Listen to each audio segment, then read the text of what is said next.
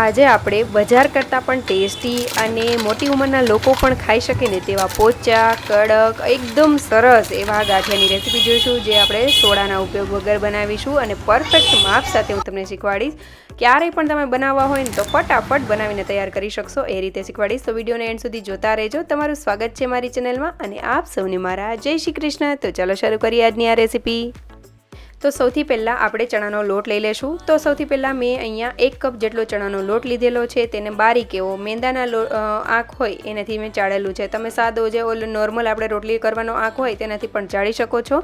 અને ચાળીને લેશું જેથી કરીને જે વચ્ચે ગાંઠો હોય છે તે સરસ એવી ભાંગી જાય અને એક સરખો એવો લોટ થઈ જાય આપણો. તો આ રીતે મેં 1 કપને મેં ચાળી લીધેલો છે અને બીજો કપ મેં એડ કરેલો છે. અને વજનના માપથી જોઈએ તો આ જે લોટ છે તે 250 ગ્રામ જેટલો લોટ લેવાનો છે. તો તમે જોઈ શકો છો કે આપણે આટલો લોટ અત્યારે લીધેલો છે. જો તમારી પાસે મેઝરિંગ કપ હોય તો 2 કપ જેટલો લોટ લેવાનો છે. અને મેં અત્યારે જે લોટ લીધેલો છે તે ઘરની ઘરઘંટીમાં જે કરેલો હોય એ લોટ લીધેલો છે. તો આપણે આ લોટને સરસ એવો ચાળીને તૈયાર કરી લીધેલો છે. હવે આપણે તેમાં થોડી એવી હિંગ એડ કરી દેશું. હિંગથી બહુ સરસ સુગંધ પણ આવે છે અને ટેસ્ટ પણ આવે છે અને તે આ ગાંઠિયા જે છે તે પચવામાં હળવા પણ કરી દે છે. સાથે આપણે અડધીથી પોણી ચમચી જેટલો અધકચરા વાટેલા કાળા મરી એડ કરી દેશું અને ત્યારબાદ 1 ચમચી જેટલો અજમો આ રીતે હાથની મદદથી મસળીને આપણે એડ કરવાનો છે, જેથી કરીને બહુ સરસ એવી સુગંધ આવશે અને ટેસ્ટ પણ બહુ સારો એવો આવશે.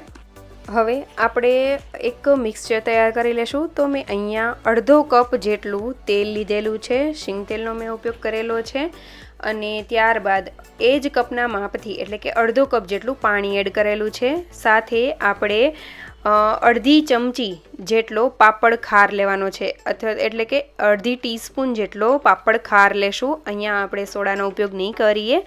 ત્રણેય વસ્તુને બ્લેન્ડરની મદદથી સરસ એવું ફેરવી લેશું. તમે જોઈ શકો છો કે થોડી વાર ફેરવશો ને એટલે આ રીતનું ફ્રોધી એવું મિક્સચર તૈયાર થઈ જશે અને એકદમ સરસ એવું થઈ જશે. હવે એ મિક્સચર તૈયાર થઈ જાય એટલે આપણે બધું મિક્સચરને મેં અત્યારે આમાં જે ચણાનો લોટ છે તેમાં એડ કરી દીધેલું છે. ઘણી વખત કેવું થાય કે જો આપણે બધું મિક્સચર એડ કરી દઈએ તો વધારે ઢીલું થઈ જાય આપણું બેટર. તો આમાં કેવું કરવાનું કે જે આપણું મિક્સચર છે જે પાપડ ખારવાળું એ થોડું થોડું એડ કરતા જવાનું લોટમાં અને પછી આપણે કઠણ એવો લોટ બાંધીને એ જ મિક્સચરને થોડું થોડું એડ કરતા જઈને એકદમ સરસ એવો આ રીતનો હું તમને આગળ બતાવીશ એ રીતનો આપણે લોટ તૈયાર કરવાનું છે.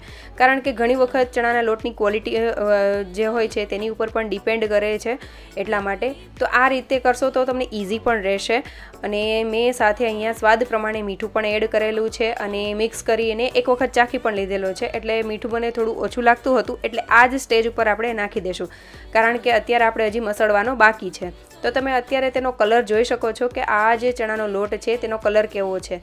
પ્લસ જો તમે કઠણ લોટ બાંધીને થોડું થોડું મિક્સચર એડ કરતા જઈને જો લોટ કરશો તો કેવું થશે કે તમને છે ને જ્યારે આ રીતનું મસળશો તો ત્યારે ઇઝી રહેશે. આ રીતે જ્યારે બેટર થઈ જાય ત્યારે મસળવું થોડું ડિફિકલ્ટ થાય છે, મતલબ કે તેમાં આપણે મહેનત થોડી વધારે થાય છે. તો એ રીતે પણ કરી શકો છો અને જો તમને આ રીતે ફાવે તો આ રીતે પણ કરી શકાય. તમને જે રીત ફાવતી હોય એ રીતે તમે કરી શકો છો. હવે આ જે મિક્સચર છે તેને આપણે ત્યાં સુધી મસળીશું જ્યાં સુધી તેનો કલર ચેન્જ ન થવા લાગે. જેમ જેમ મસળીશું ને એમ તેનો કલર લાઇટ થવા લાગશે. એટલે એકદમ સરસ એવું મસળવાનું છે. ખાસ 5 થી 7 મિનિટ ઉપર તેને મસળવું, જેથી કરીને બહુ સરસ એવું તેનું રિઝલ્ટ પણ આવશે ગાંઠિયાનું. અને ક્યારેય પણ ચણાના લોટની કાંઈ પણ વસ્તુ બનાવો, સેવ છે, કોઈ પણ ગાંઠિયા છે, ક્યારેય પણ જારાના હોય કે સંચામાં બનાવતા હોય, ચણાના લોટને ખાસ મસળવો. જેનાથી શું થાય કે આ જે લોટ છે તે સરસ એવો થઈ જાય એટલે ગાંઠિયા આપણા બહુ સરસ થાય, સેવ આપણી બહુ સરસ થાય છે. તો આ રીતે મેં તેને સરખું એવું તેનો કલર ચેન્જ થઈ જાય એ રીતે સરસ એવું મસળી લીધેલું છે. અને હવે આપણે તેની ઉપર થોડું એવું તેલ લગાવીને સાઈડમાં રાખી દેશું. ત્યારબાદ સંચાને લઈ લેશું અને આ રીતે જે ગાંઠિયા પાડવાનું જે પતરી હોય છે તે લીધેલી છે તેને સરસ એવી તેલથી બંને બાજુ લગાવી દેશું. અને સંચાને પણ અંદરથી સરસ એવું ગ્રીસ કરી લેશું તેલથી. અને અને જે પતરી છે તેને સરસ એવી ફિટ કરી દેશું સંચારની સાથે, અને સાથે જે ઉપર બંધ કરવાનું હોય છે તેમાં પણ સરસ એવું તેલ લગાવી દેવું, જેથી કરીને જે લોટ છે તે તેમાં ચોંટી જવા ન કરે અને ફટાફટ તેમાંથી નીકળી જાય. હવે સંચામાં જે આપણો બેટર છે, મતલબ કે જે આપણો લોટ તૈયાર કરેલો છે તે આપણે એડ કરી દેશું અને સંચાને બંધ કરી દેશું. આ જે બેટર છે તે આસાનીથી કોઈ પણ વ્યક્તિ ફટાફટ બનાવીને ગાંઠિયા તૈયાર કરી લે ને એવું બને છે. બહુ આપણે વધારે કઠણ નથી રાખેલું. આટલા જે પાણી, તેલ અને જે સોડાનું મતલબ કે પાપડ ખારનું મિક્સચર બનાવેલું છે તેનાથી એકદમ સરસ એવું થાય છે. અને આ લોટ એટલો બધો કઠણ નથી, એટલે આસાનીથી તમે પાડીને તૈયાર કરી શકશો. હવે તેલને આપણે મીડિયમ ટુ હાઈ ફ્લેમ ઉપર રાખવાનો છે, અને તેલ સરસ એવું ગરમ થઈ જાય એટલે આપણે સંચામાંથી આ રીતના ગાંઠિયા ફેરવતા આ રીતે ગોળ એવું ગુચરું બનાવીને તૈયાર કરી લેશું. અને જ્યારે પણ તમે લાસ્ટમાં જ્યારે ગાંઠિયાને આપણે મતલબ બધા પાડી લેવાના હોય ત્યારે સંચાને ઉલટી દિશામાં ફેરવી દેવાનો, મતલબ કે ઊંધો ફેરવી દેવાનો, જેથી કરીને શું થશે, સંચામાંથી બધી વસ્તુ સરસ એવા ગાંઠિયા પડી જશે અને એક બાજુ ગઠ્ઠાની જેમ પડી નહીં જાય. નહીંતર કેવું થાય કે જ્યારે એક બાજુ એકારે ગાંઠિયા પડી જાય છે ત્યારે તે તળાતા થોડીક વાર લાગે અને બીજા ગાંઠિયા ચડી ગયા હોય એટલે થોડા કાચા પણ રહી જવા કરે છે.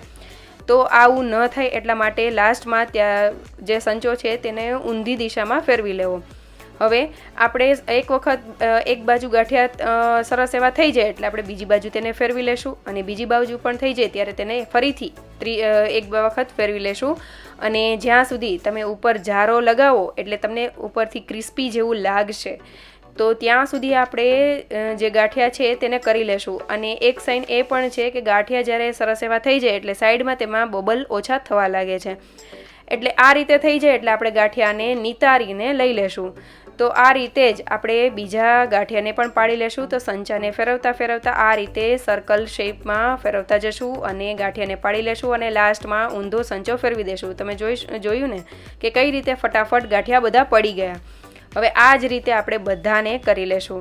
તો અહીંયા મારે જે 250 ગ્રામ જેટલો લોટ મેં આશરે લીધેલો હતો તેનાથી આ રીતના 4 મોટા ગુચરા અને એક નાનું એવું ગુચરું તૈયાર થયું છે. તો તમે અંદાજો લગાવી શકો છો કે કેટલા ગાંઠિયા આપણા તૈયાર થાય છે, અને આપણે બજારમાંથી લઈ આવીએ તો તેનો ભાવ કેટલો હોય છે અને કેટલી ક્વોન્ટિટીમાં તે આવે છે.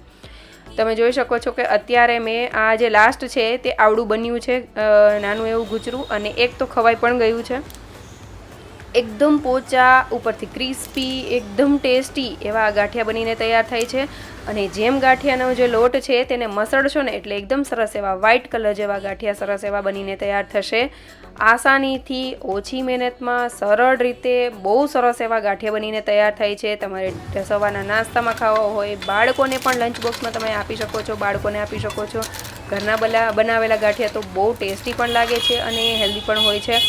અને આ ગાંઠિયાને તમે શ્રાવણ મહિનામાં આપણે ગાંઠિયાને એવું બધું બનાવતા હોઈએ છીએ, દિવાળીએ બનાવતા હોય છે, ક્યારે નાસ્તો બનાવવાનો હોય તો ત્યારે પણ ગમે ત્યારે તમે બનાવીને તૈયાર કરી શકો છો. બહુ આસાનીથી બની જાય છે.